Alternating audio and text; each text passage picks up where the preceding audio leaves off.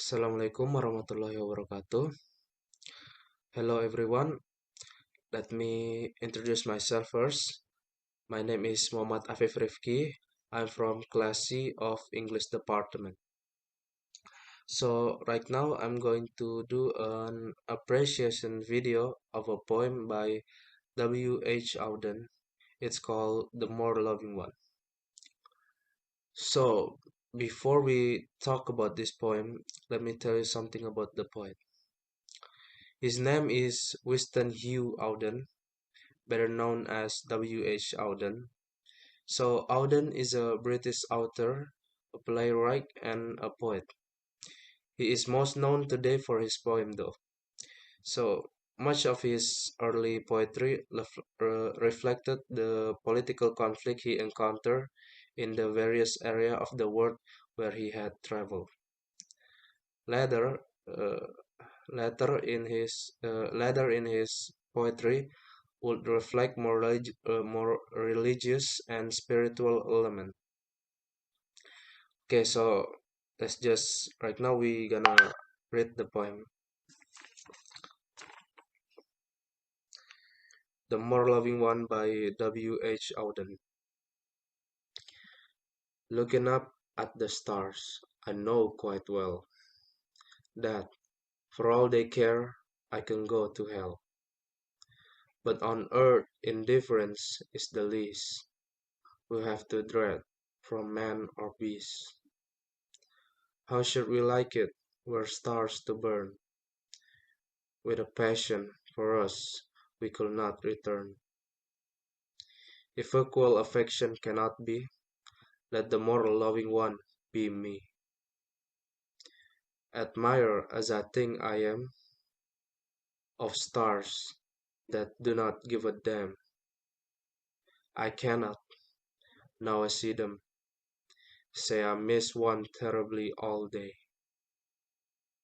Were all stars to disappear or die, I should learn to look at an empty sky and feel its total dark sublime, though this might take me a little time. Okay, so this piece is one of my favorite. It is so unusual, touching, and it deals with something that Auden experienced very painfully in his own life. That is unrequited love. In the more loving one, Auden develops a beautiful metaphor of the stars as people or lovers. And I also feel that this poem might be about religious faith, which is Auden's struggle with throughout throughout his life, abandon it through many of his younger years, and returning to it in his old age. So, what's the summary of this poem? So, the speaker, looking at the night, observes observe the stars that don't care one bit about humanity. But really, the speaker goes on, indifference is the least of anyone's problem in this world.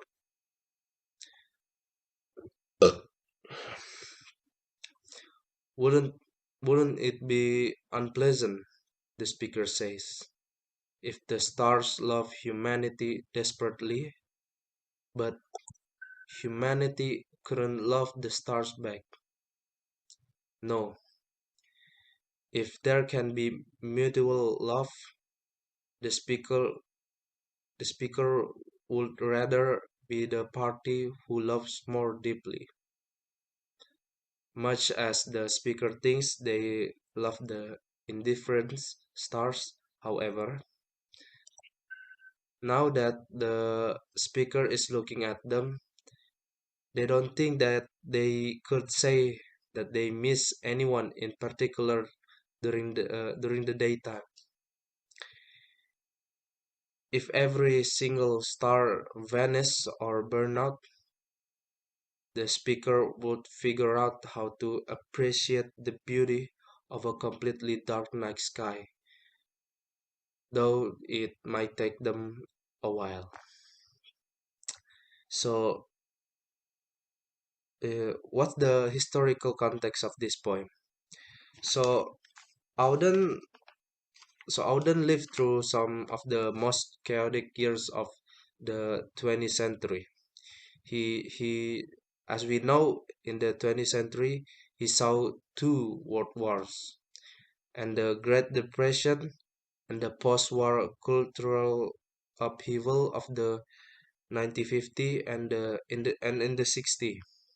So with this backdrop, perhaps it makes sense that the lead collection in which this poem appears is a homage to Cleo in 1960, reflect on his story. So the more loving one, however, doesn't feel attached to any particular place or time, even though the speaker voice does suggest the Auden owned the 20th century middle class Englishness, but rather it draws on and question the ancient symbolism of the stars. So,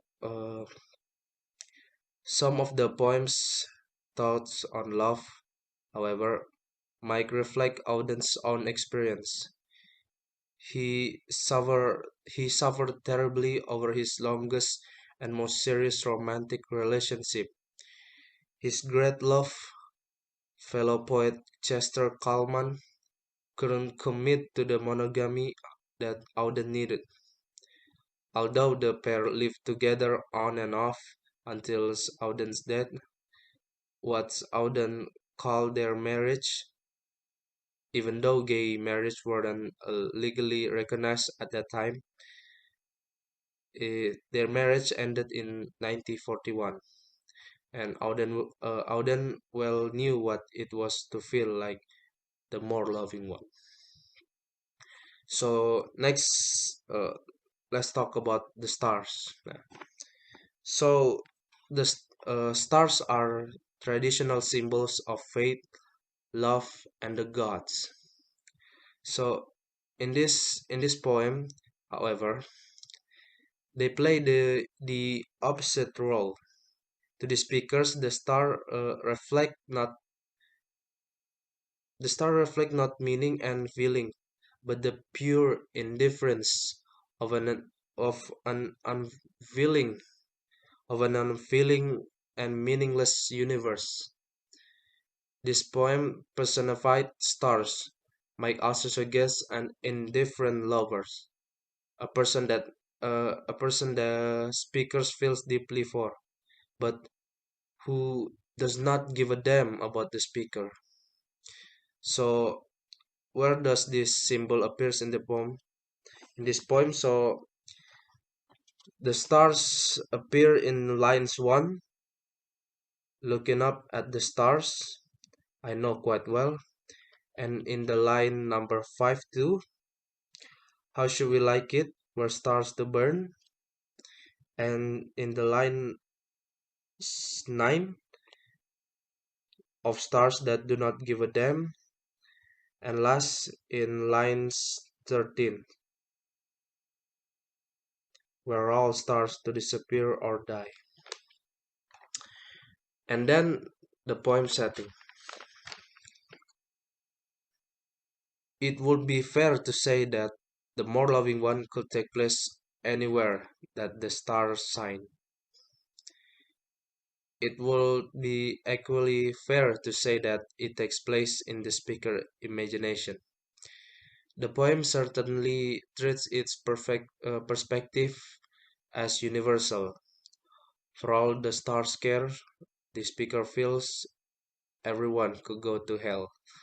But the speaker wished to be the more loving one in any unequally balanced relationship.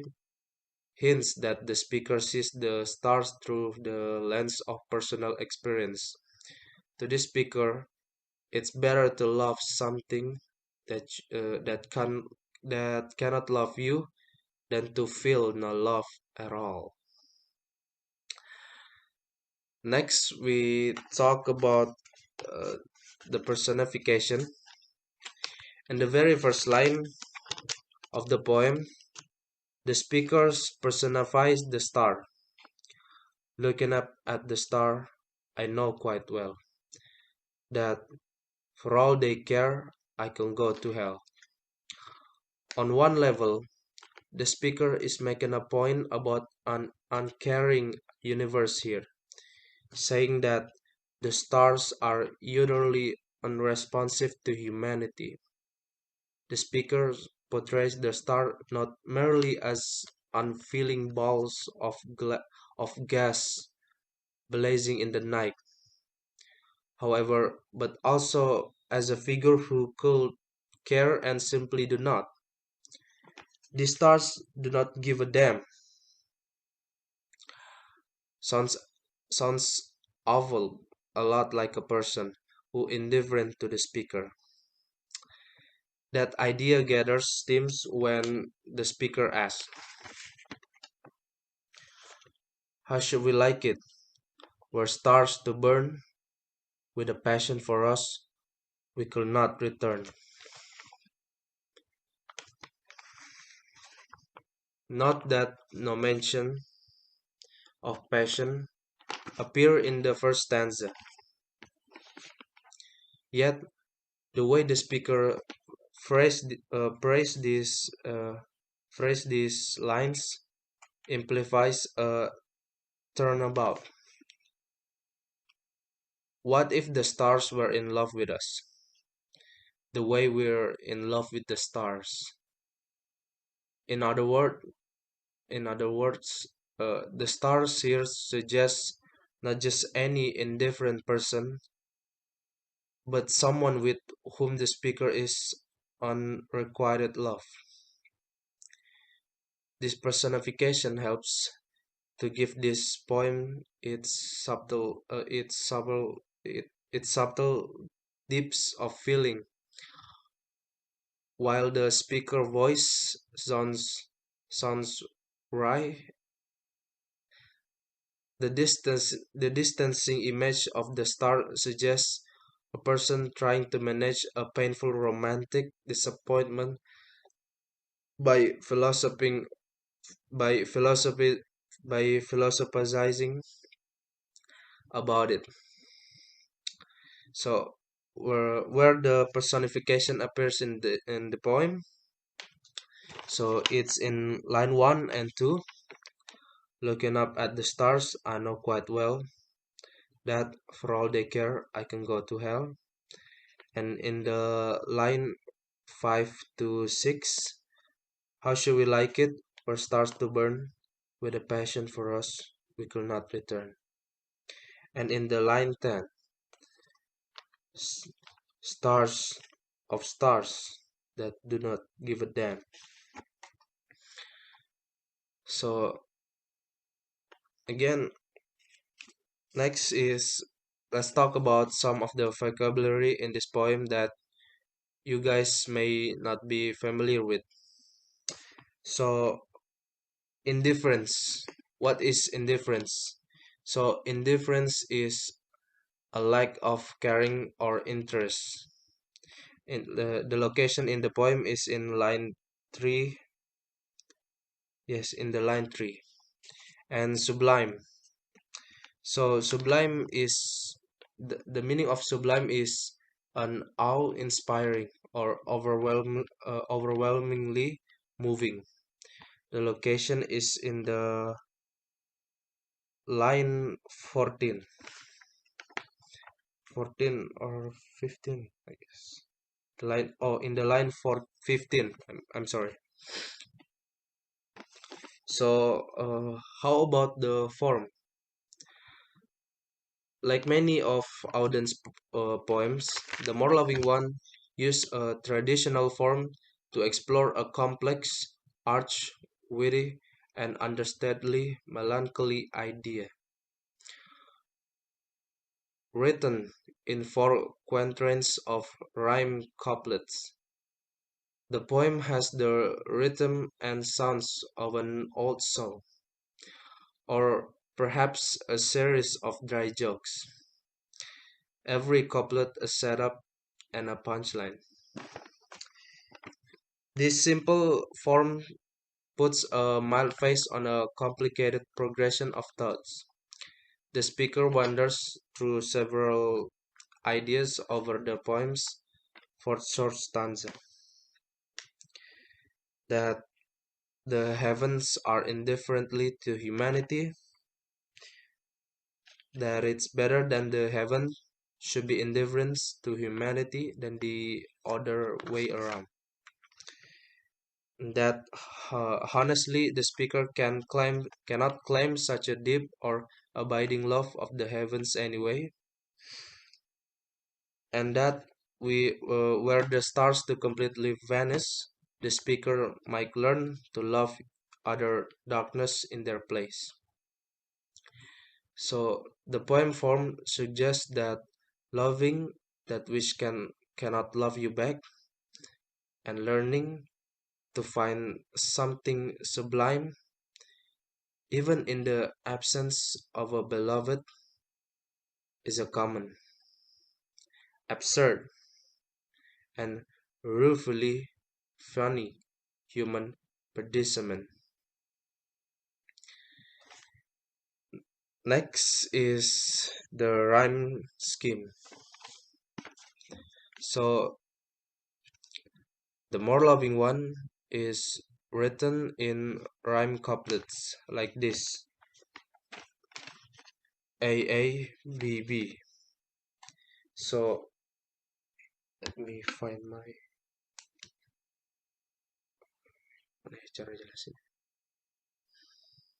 Hmm. Oh, let me. How do I show?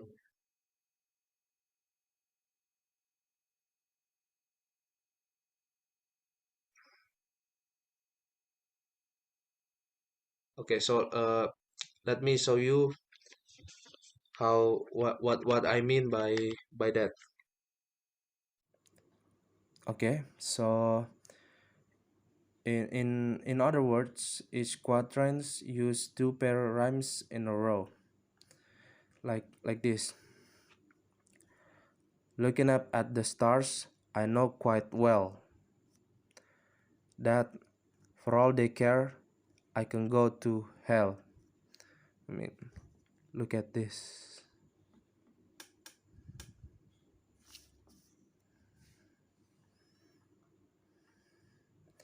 It's two pair rhymes, right?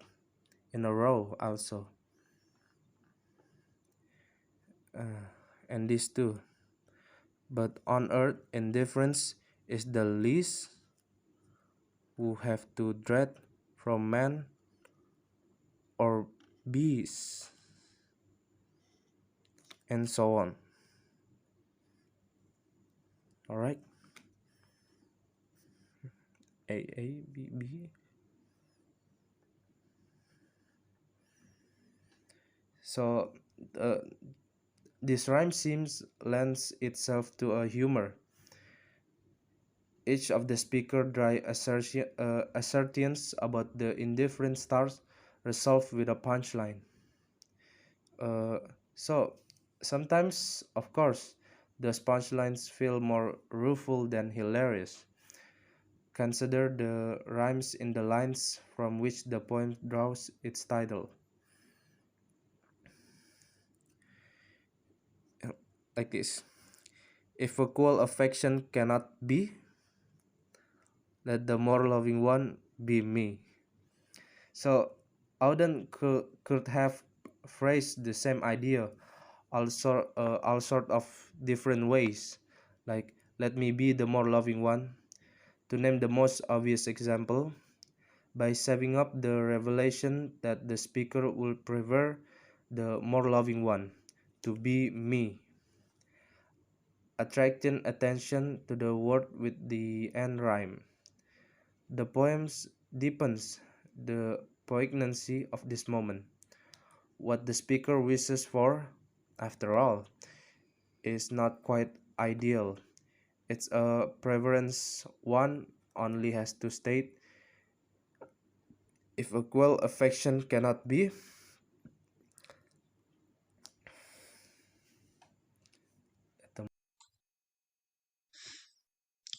okay, so that is the rhyme scheme. So now we gonna talk about the major themes in this poem, the more loving one. So I think the major themes in this poem is the pain and the beauty of unrequited love. The speakers of Auden's The More Loving One reflect that while love is often disappointing, it is still worthwhile, personifying the stars as distant, indifferent beloveds. The speaker decides that even if the stars don't give a damn about the speaker will go on loving the star for a while at least. Unrequited, imperfect, temporary, or painful love. This poem suggests it's better than no love at all. You know what I'm saying? So, looking up at the star, the speaker is certain that they are not looking back, an image that hints at the pain of unrequited love. The stars are traditional metaphors for true lovers. Their steady shining evokes fidelity, their beauty, the loveliness of a beloved face. I mean, just see Romeo and Juliet's or Keats, the Bright Star, or two famous example among many. So to this poem speaker, uh, though the star seems totally indifferent, for all they care, the speaker says, "I can go to hell." If these stars represent a beloved, then it's a beloved who doesn't care a bit about the speaker, and the speaker is under no illusion about that. However, the speaker reflects this isn't the worst possible states of affairs. It's better to love something that doesn't love you back than to be the object of a passion that you cannot return. If equal affection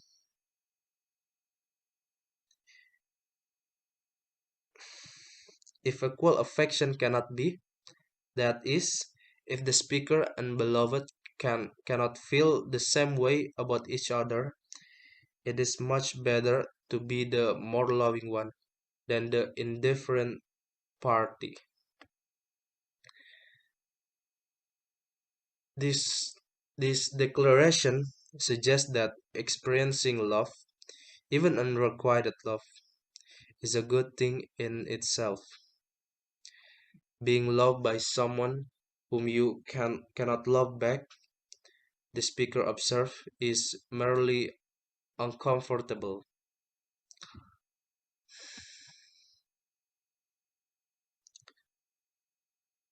Loving someone who cannot love you, on the other hand, can be just as rewarding as it is painful. Those stars might be indifferent, but they are still beautiful. So the speaker further suggests that unrequited love might also be worth enduring because no matter what the stories say, love doesn't last forever. Even the most fervent admirer, if the stars could learn to embrace the total dark, If all of the stars were if all of the stars were to disappear or die, in other words, the speaker knows that their unrequited love isn't permanent or overpowering, and that they can get over it, even though, as they understandably note, this might take me a little time. So, the idea that love's fate might feel a little deflating. Equally, it might feel comforting. Love. So, love in this speaker vision isn't all it's it isn't all it's cracked up to be. It is often marred by unequal affection, and it's nowhere near as constant as the stars. Disappointed lovers get over their heartbreak slowly but surely. All this imperfection, however, doesn't mean uh, it's not worth taking on the burden of loving. So, how about the meaning on and the meaninglessness? Gazing up at the stars, the speaker of the more loving one takes an unconventional poetic perspective on the heavens. For all they care, the speaker says, I can go to hell. The stars, this poem suggests, don't steer people's fates, as they traditionally say to. And yet, the fact that the universe is indifferent to humanity doesn't mean that humanity can or should be indifferent to the universe. People, this poem suggests, keep on finding ways to see the world as sublime and awe-inspiring, even when old ideas about the meaning of life fade away. The stars do not give a damn about the people who look up so lovingly at them. The speaker declares the speaker declares an idea that counters a lot of old literary religious tradition in which the stars symbolize the course of fate or the protective guidance of the gods. Yet, yet, even if the universe isn't inherently meaningful, watchful, or caring, the speaker feels it worthwhile to be the more loving one, to see beauty and meaning in the stars, despite the fact that the stars aren't looking lovingly back. So, for that matter, the speaker goes on. It might be possible to find the beauty in a world without stars, to see total dark, of a night sky as sublime and not terrifyingly empty. This image suggests an effort to find meaning in the world, even when old ideas about meaning fade away altogether, for instance. Through a loss or fate, it might take a little time to learn to see a new kind of beauty in a sky without those old familiar gilding, guiding star, the speaker suggests, but it's not impossible. So, through this image of seeing astonishing, sublime beauty in indifferent stars or even more indifferent darkness, the poem suggests that being a human means finding or making meaning in the world, even if the world doesn't offer one much encouragement in returns. So, And now let's talk about the following lines from this poem that are useful to quotes while talking about cold response of one's beloved. So, see. Oh, I find it. Were all stars to disappear or die, I should learn to look at an empty sky and feel its total dark sublime, though this might take me a little time. Wow, nice. That's a nice line to quote from. So next is the analysis of literary device. So literary device helps the writer make their poetic output stylish, unique, meaningful, and the analysis of the device used in this beautiful poem as it follows. So assonance. Assonance is the repetition of vowel sounds in the same line, such as the sound of E and O in How Should We Like It Where Stars to Burn, and again sound of E in We Have to Dread from Man or Beast. Alliteration. Alliteration is the repetition of consonant sounds in the same line, such as the sound th in thou. This might take. And consonants. Consonant is the repetition of consonant sounds in the same line, such as the sound of R in where all the where all stars to disappear or die, and the sound of T in but on earth indifference is the least. Enchantment. It is defined as thought in verse that does not come to an end at a line break. Rather, it rolls over the next line. For example, admire as I think I am of stars that do not give a damn.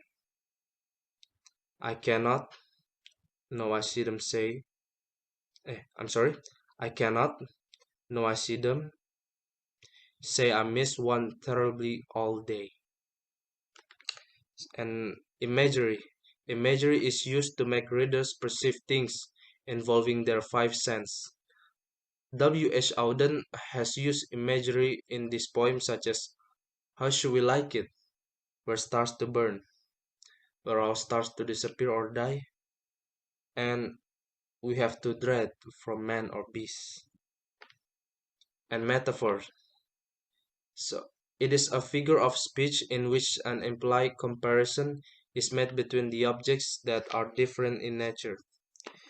The poet has used stars as an extant metaphor just to show how one-sided love makes the man stand at a point where he face just this just he faced a disappointment, just a disappointment. Rhetorical question. Rhetorical question that is a question that is not asked to receive an answer. It is just posed to make the point clear. W. H. Auden has posed a rhetorical question in the second stanza of the poem to emphasize his point such as, with a passion for us, we could not return. Symbolism. Symbolism is using symbols to signify ideas and qualities, giving them symbolic meanings that are different from literal meanings. The poem shows symbols like love, disappointment, and one-sided joy to show the careless attitude of his beloved. And last but not least, let's do an analysis on this poem stanza. In the first stanza, Auden established his extended metaphors of star as a lover in the first two lines. He writes, looking up at the stars, I know quite well that, for all they care, I can go to hell. The speaker is informing his reader from the very beginning that he knows just by looking at his lover that the emotion he feels for him or her are not returned. Additionally, the unrequited lover is so indifferent that he or she does not care about the fate of the speaker. Auden finished the stanza in lines lines 3 and 4. But on earth, indifference is the least we have to dread from man or beast. Here, Auden is perhaps insinuating that he would rather his lover feel indifference toward him as opposed to the contrary, which could be hatred or love that goes unrequited by him. Auden continues this theme in the second stanza, which he opens with a question to the reader. He writes, "How should we like it were stars to burn with a passion for us we could not return?" He seems to be asking his reader which would be better, to be loved and not loved in return, or to be the one who is on the other end, who does not reciprocate the love of the one suitor. The speakers answer the question for his reader in lines 7 and 8. If equal affection cannot be, let the more loving one be me. According to the speakers and Auden, it is better to be the one who loves as opposed to the one who does not. In the third stanza, the tone shifts slightly, and the speaker recognizes that love is fleeting and impermanent, where all the four lines of the stanza complete one thought. Here, the speaker acknowledges that what he currently feels for his lover is not something that will always be. He does not feel so strongly that he will be unable to live without them. And he even admits that when he sees them, he does not feel as thought he does not feel that he has missed them while they have been away. So Auden continues with this idea in the fourth and final stanza. The speaker admits that if his lover and again represented as stars were to go away or die, he would learn to not only get over that person, but also to feel their absence as sublime. He recognized that, however, that this would not happen overnight. Instead, again, it will take some time to get over the receiver of his love. Okay, so The More Loving One is an example of short inspirational English poem about love. This poem serves as an inspiration to love and be loved by the precious people around us. Also, the lesson of this poem is to accept and move on with your life, knowing that he or she wasn't for you. Know that there is someone out there for you that will make your life complete. Uh, Okay, so I guess that's all for me. I hope you understood everything that I'm saying. I'm sorry if I make some mistake on pronouncing or anything. And thank you for watching. Assalamualaikum warahmatullahi wabarakatuh.